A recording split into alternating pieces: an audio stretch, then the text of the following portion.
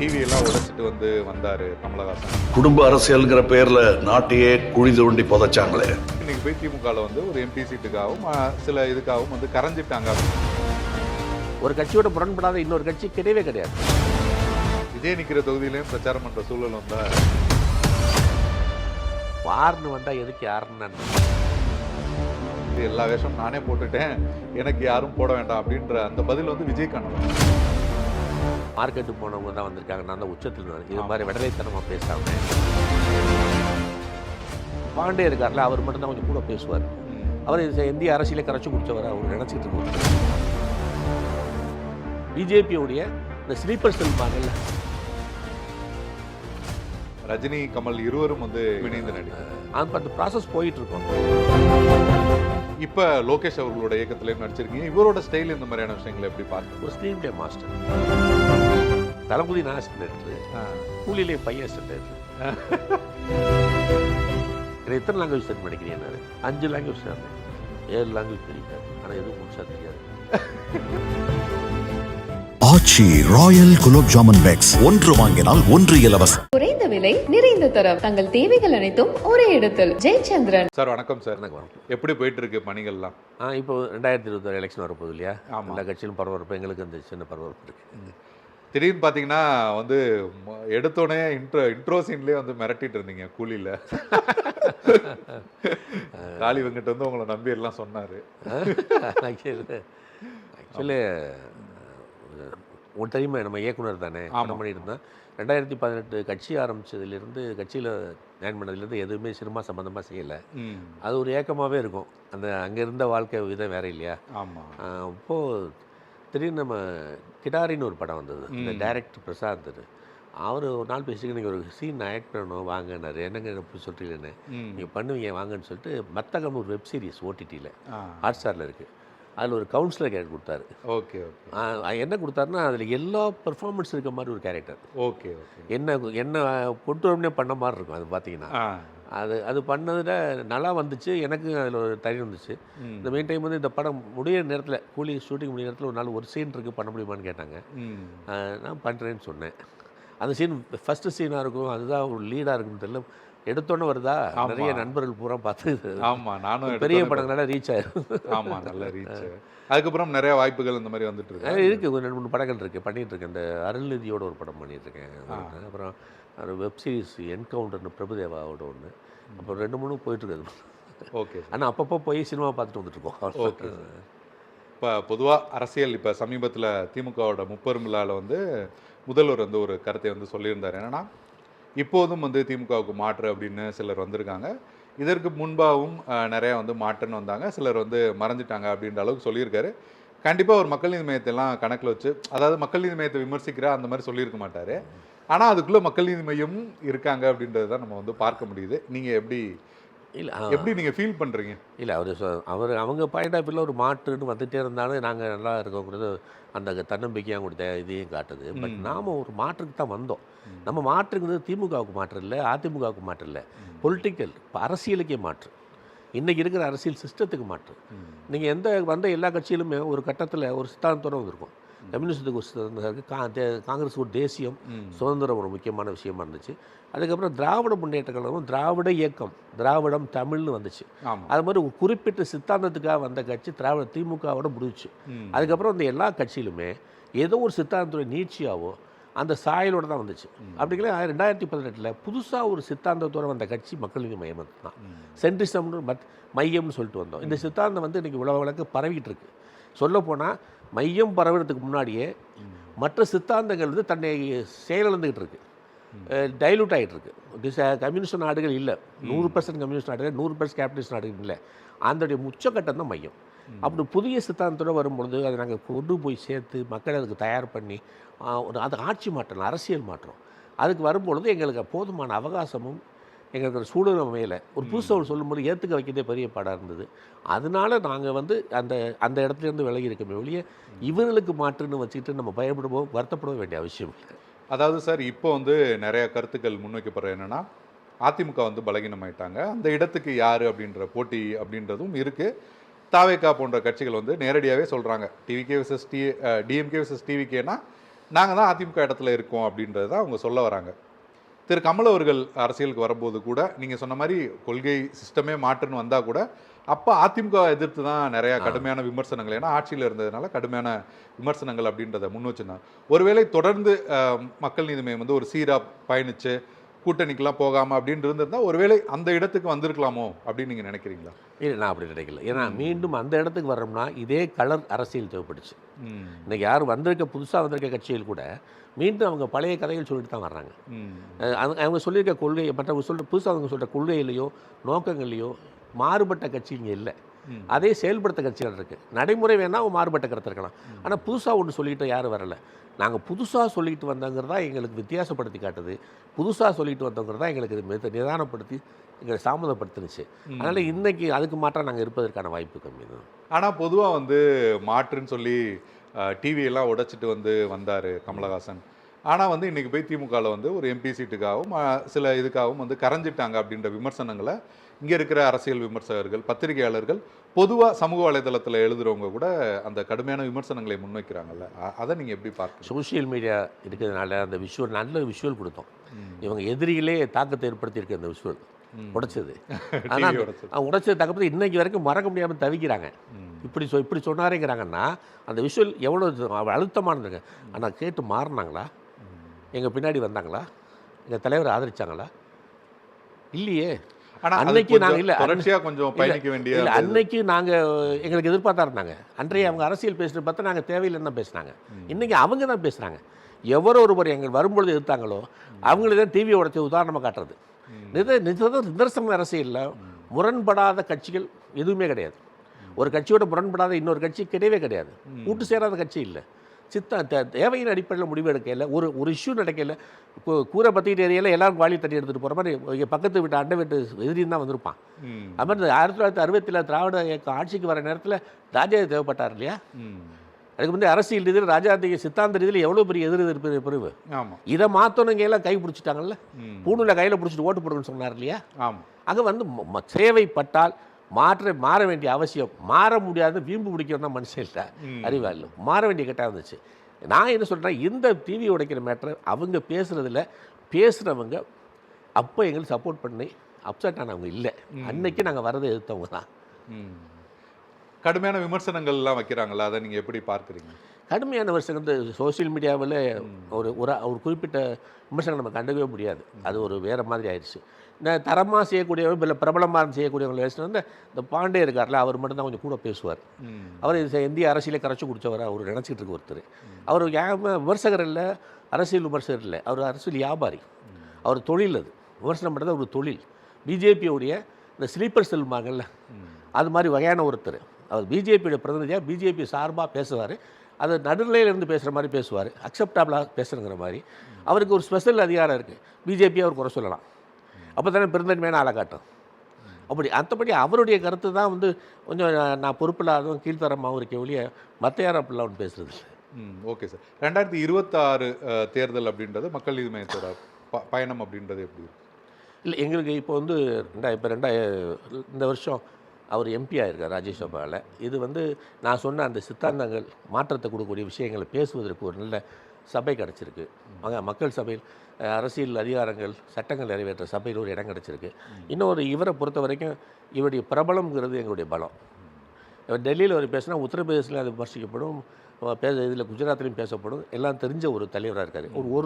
ஒரு உறுப்பினராக இருந்தாலும் மக்கள் நீதி மையம் இந்திய அரசியலில் கவனத்தை கவரக்கூடிய ஒரு தலைவர் அங்கே இருக்கார். ஆனால் எங்களுடைய அடுத்த கட்ட அரசியல் இன்னும் கொஞ்சம் வலிமையாக இருக்கும்.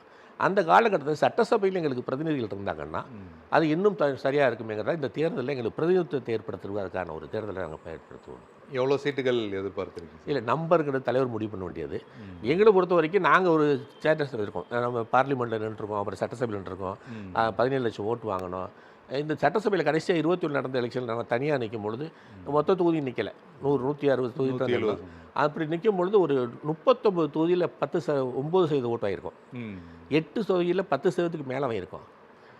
71 தொகுதியில் 5000 ஓட்டு வாங்கியிருக்கோம். இப்படி எங்கிட்ட ஒரு 47 தொகுதிக்கு 10% ஓட்டு உள்ள தமிழகத்தில் ஒரு அரசியல் கட்சியாக இருக்கும். மொத்த தமிழ்நாட்டில் 236 தொகுதி எங்களுக்கு ஓட்டு இருக்குது. இந்த ஓட்டுகள் வரையாமாகாமல் இது நிற்க வாய்ப்பு இருக்க தொகுதியில் தேடி அதில் குறிப்பிட்ட தொகுதியில் கூட்டணிக்குள்ளே பேசி அதை முன்ன பின்ன விட்டு கொடுத்து வாங்கி பிரதிநிதிகளை அனுப்பிடுவோம். அது எத்தனை அமையுங்கிறது தலைவரும் அவங்களும் பேசி முடிவு பண்ணுவாங்க. ஓகே சார், பொதுவாக திரு சூப்பர் ஸ்டார் ரஜினிகாந்த் அவர்கள், உலகநாயகன் கமல் இருவரும் வந்து விட்ட விஷயங்களை அரசியலில் விஜய் வந்து பிடிப்பாரா அப்படின்னு பார்க்குறீங்களா? இல்லை, நான் ஒரு அரசியல் விமர்சகராகவோ இல்லோட அந்த தொழிலாகவோ இருந்தால் நிச்சயமாக பேசலாம். நான் ஒரு கட்சியுடைய செய்தி தொடர்பாளர். என்னுடைய கருத்துக்கள் கட்சியுடைய அதிகாரப்பூர்வமான கருத்துக்கள்.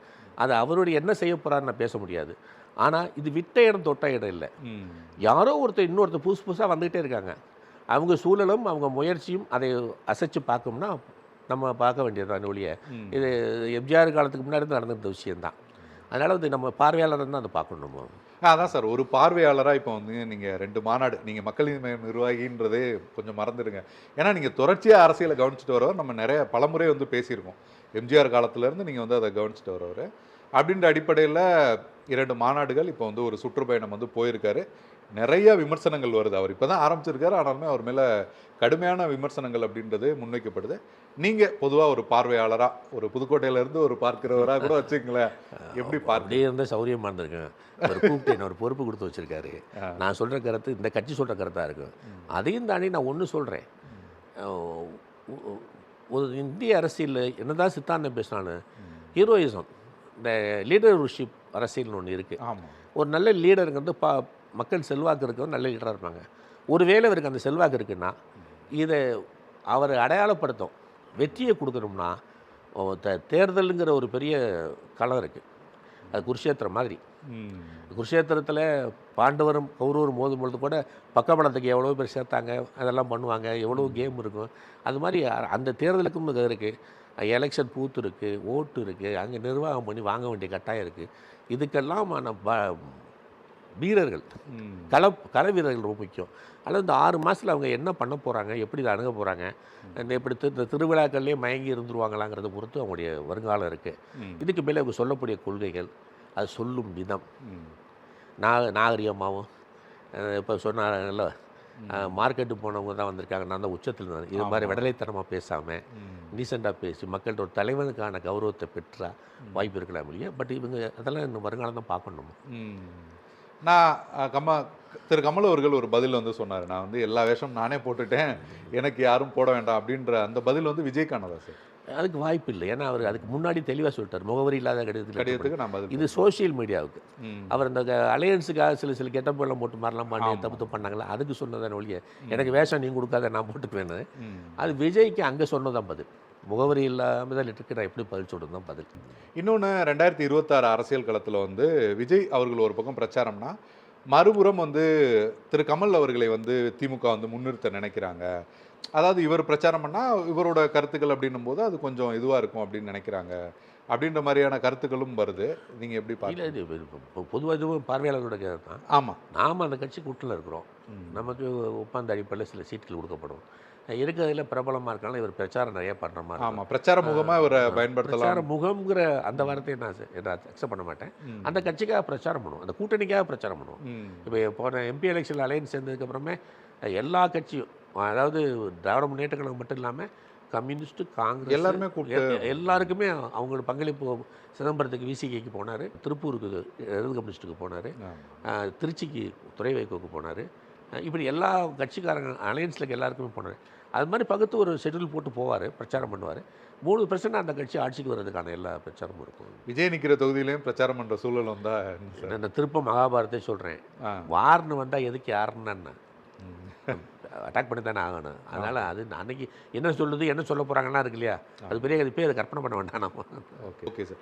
சார், இப்போ ஒரு அறிவிப்பு வந்தது, எல்லாருமே வந்து ரொம்ப கொண்டாடினாங்க.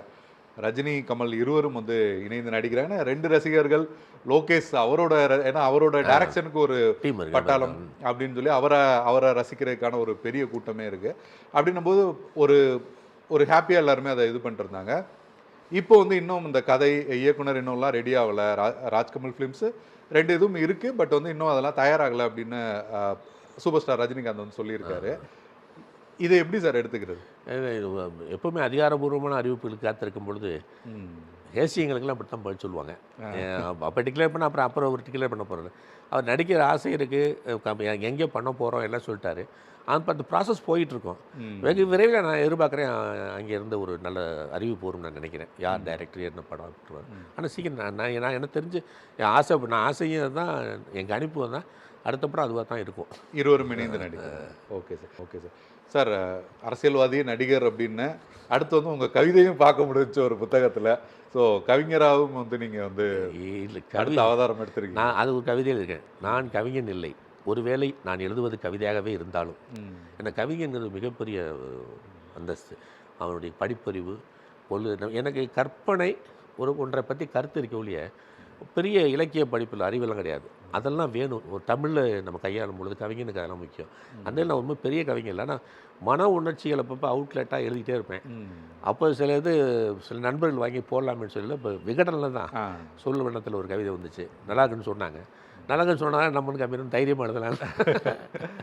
சார் மீண்டும் இயக்கம் அப்படின்றதுக்கு வாய்ப்பு இருக்கா சார்? ஏற்கனவே அஜித்தை வந்து இயக்கி உண்மையை சொல்ல போனால் வாய்ப்பு வந்திருக்கு. வந்து நான் இன்னும் அதுக்கு நான் தயாராகலை. அதாவது ஒரு கதை சொல்லி நான் எந்த கம்பெனியும் பிடிக்கல. ஒரு கம்பெனி இந்த மாதிரி படம் வேணும் எனக்கு கதை கேட்டிருக்காங்க. ஏன்னா 2 மாதம் டைம் கேட்டிருக்கேன். நான் கதை பண்ணிட்டு சொல்கிறேன்னு. ஒரு வேளை சரியாக அமைஞ்சதுன்னா அது ஜனவரிக்கு மேலே ஒரு படம் பண்ண வாய்ப்பு. Okay sir. சார் இன்றைக்கி வந்து முக்கியமான இயக்குநர்கள்கிட்ட வந்து அசிஸ்டண்ட்டாக சேர்றது அப்படின்றது ஒரு பெரிய விஷயமா இருக்குது. நீங்கள் வந்து மணிரத்னம் அவருக்கு வந்து அசிஸ்டண்ட்டாக இருந்தீங்க. நீங்கள் அவர்கிட்ட போய் எப்படி சார் வந்து சேர்ந்தீங்க? இல்லை, அதான் இது எனக்கு வாழ்க்கை பூரா போராட்டமாக இருக்கும். ஆனால் நடக்கிறது பூரா பரிசு பாரியாக நடக்கும். நான் முதலாக ஒரு படம் அசிஸ்டண்ட்டாக ஜாயின் பண்ணேன். வந்து 3 வருஷம் போராடி வாய்ப்பே கிடைக்காம ஊருக்கு என்னை சுற்றி இருக்கணும் என்னை ஊருக்கு அனுப்பவே ட்ரை பண்ணேன். நேரத்தில் கிடச்சிது. அந்த படம் இன்றைக்கி வரைக்கும் ரிலீஸ் ஆகலை. ஏன்னா அந்த படம் வந்து எல்லாத்தையும் பணம் வாங்கி எடுத்த ஒரு மோசமான ஒரு கூட்டத்தில் அந்த படம். அந்த படம் ஷூட்டிங் போய்ட்டு பிரேக் டயத்தில் அழுதேன். இந்த படத்தில் வேலை செய்ய 3 வருஷம் கஷ்டப்பட்டோம்னு.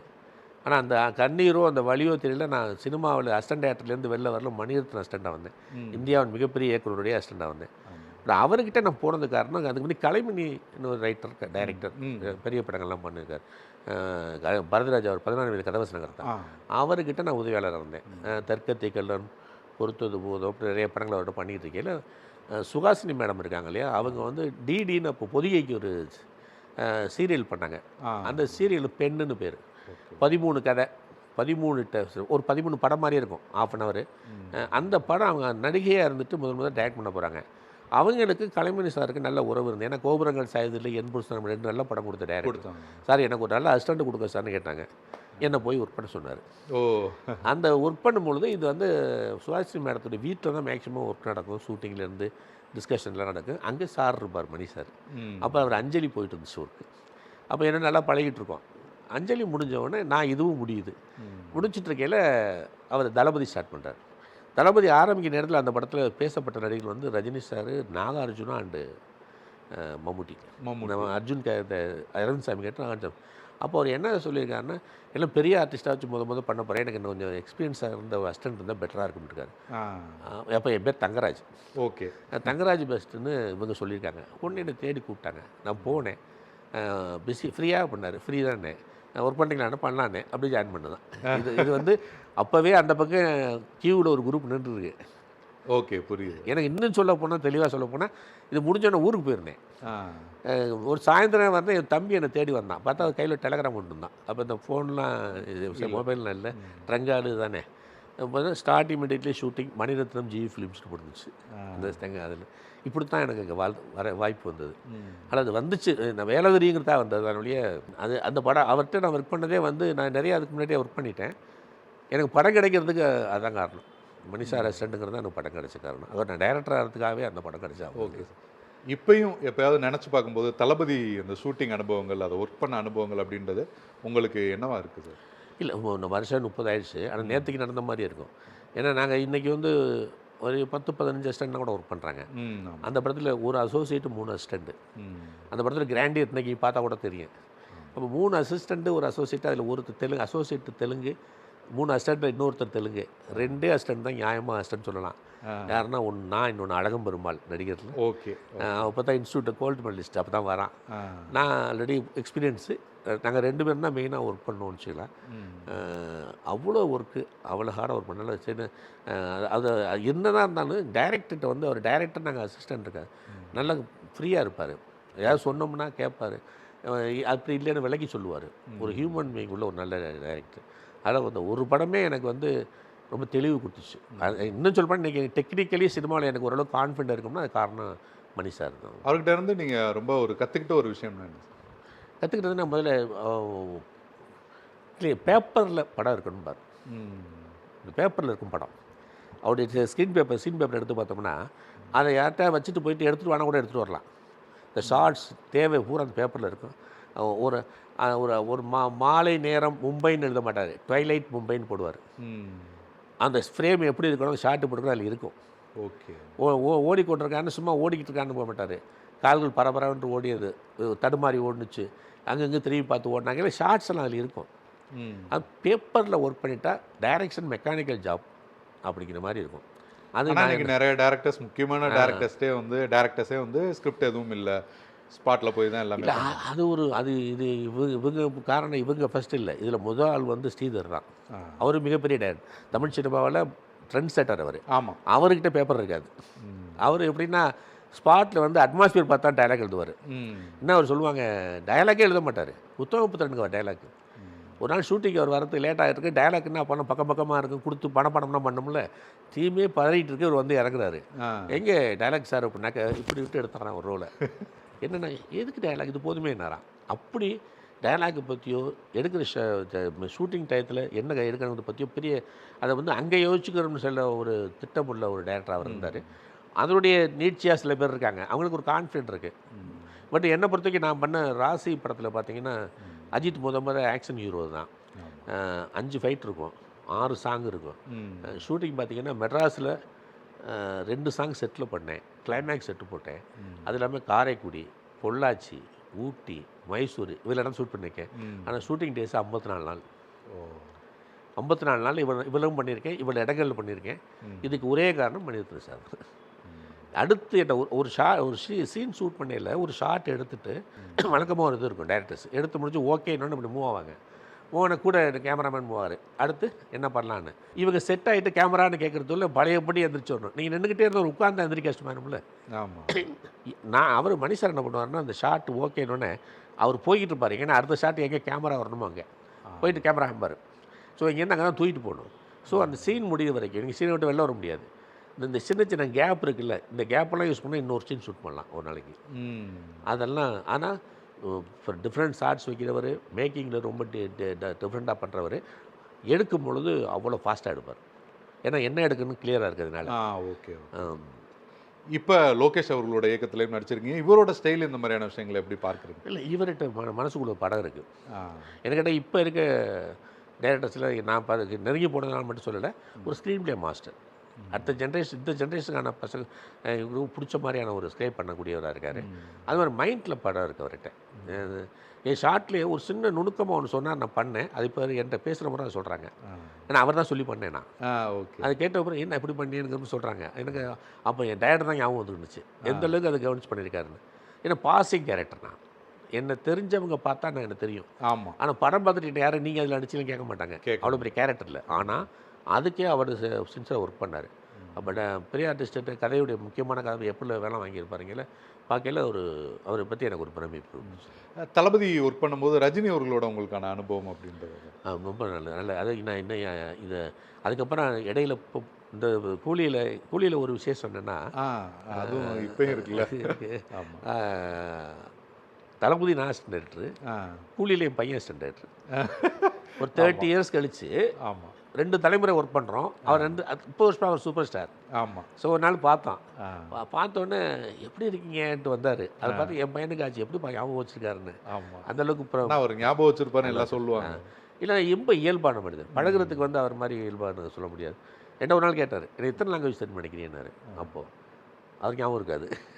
நான் கணக்கு பண்ணேன், இவர் மராத்தி, கர்நாடகாவில் வந்திருக்காரு, ஹிந்தி, கன்னடம், இங்கிலீஷ் நல்லா பேசுகிறாரு, தமிழ் பேசுகிறாரு, தெலுங்கு 5 லாங்குவேஜ் சார்னே, 7 லாங்குவேஜ் தெரியும்னாரு. அப்படியா சார்னே, ஆனால் எதுவும் முழுசாக தெரியாதுன்னாரு. இந்த ஸ்டைலில் இருக்கும் அவருடைய ஸ்பீச்சு, பழகிறது, கேட்பார், நல்லா நிறைய ஷேர் பண்ணிக்க முடியாதெல்லாம் இருக்கும். அந்தளவுக்கு நல்லா எனக்கு ரஜினிகாந்த்ங்கிறவரை வந்து ரொம்ப எளியமாக என்னோட நெருக்கமாக ஆக்கிற சம்பவங்கள் மாதிரி நிறைய இருக்குது. அவர் எங்கேயோ இருக்கார், பட் நமக்கு வாழ்க்கையில் அனுபவிக்கிற மாதிரி செய்யுங்க. ரொம்ப சிம்பிளான ரொம்ப நன்றி. தேங்க்யூ. ஆச்சி ராயல் குலோப் ஜாமுன் பேக்ஸ், ஒன்று வாங்கினால் ஒன்று இலவசம். குறைந்த விலை நிறைந்த தரம், தங்கள் தேவைகள் அனைத்தும் ஒரே இடத்தில். ஜெயச்சந்திரன்.